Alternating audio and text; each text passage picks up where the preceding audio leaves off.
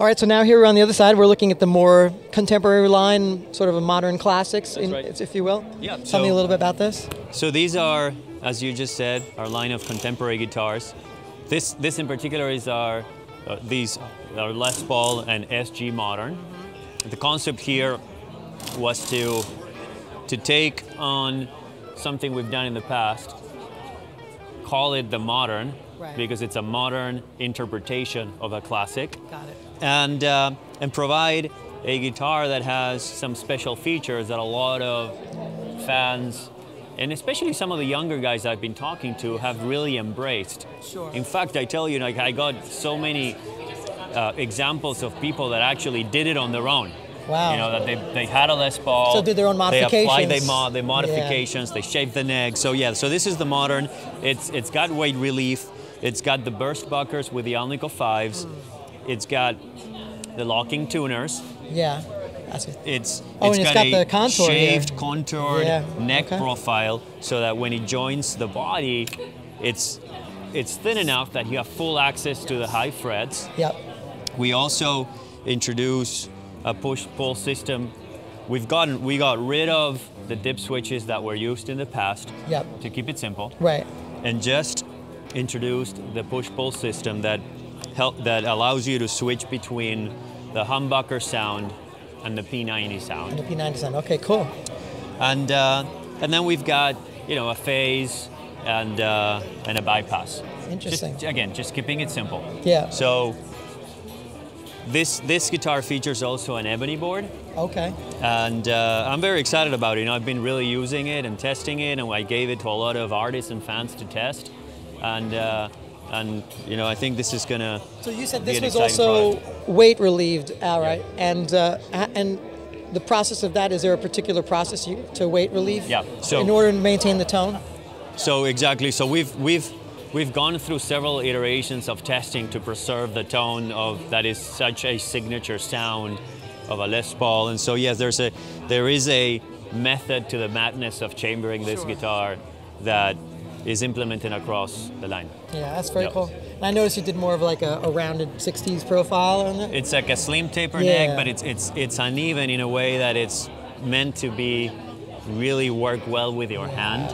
And so the concept is that it's shaved a little further here than here. Interesting. So that it actually fits your hand in a way that allows you to move and use the high frets as well and be more comfortable. That's cool. So did you also play with anything like a compound radius on the neck profile?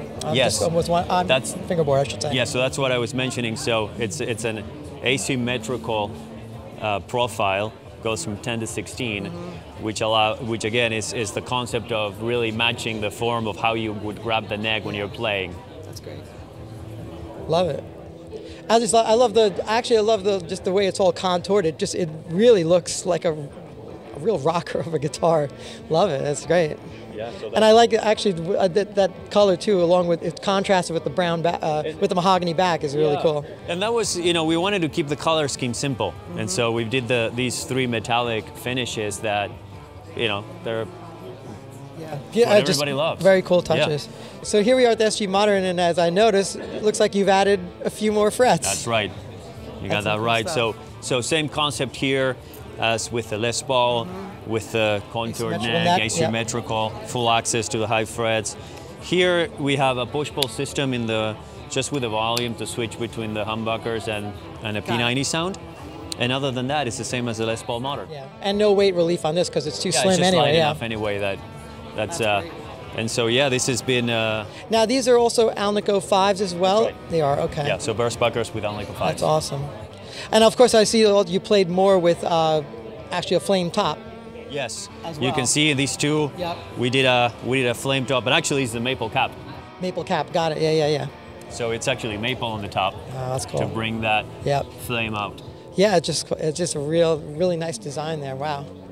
So moving on, you know, we've simplified our line of classics, and the classic was really. Classic has been one of my favorite Les Pauls. I have a couple of them, but I mean, look, I have too many Les Pauls to name, but I have a very close affinity to the classic. It was came at a time when I wanted a Les Paul, and that was the one I gravitated to. And actually, so do I, because I love that. It's it's between the neck and also the higher output pickups. It's that 60s slim taper neck that I personally love as well. The push-pull system, just like Jimmy did back in the day, you know, with the uncovered zebras. And then the color scheme, again, we've simplified the color scheme to what we know all of our fans love. And, you know, we've got these plus the ebony. Now these pickups, are these the same as the originals, or they are like the 500T, I think it was called, and 480. If my memory serves me correct, but your memory serves you. All right, yeah. Right, that's right. That's cool. And so moving on, we've done. The studio is a product that's been working really well for us for so many years, and it's a great price point. So it's the working man's guitar right there, and everyone loves this guitar. I know, I have one, so yeah, I can't complain. This is great, and it's good to see it back. And you know, we talked about it when we were talking about the classics. This is the SG standard, and you were asking me about color schemes, right. and that's with the SG. That's great, awesome.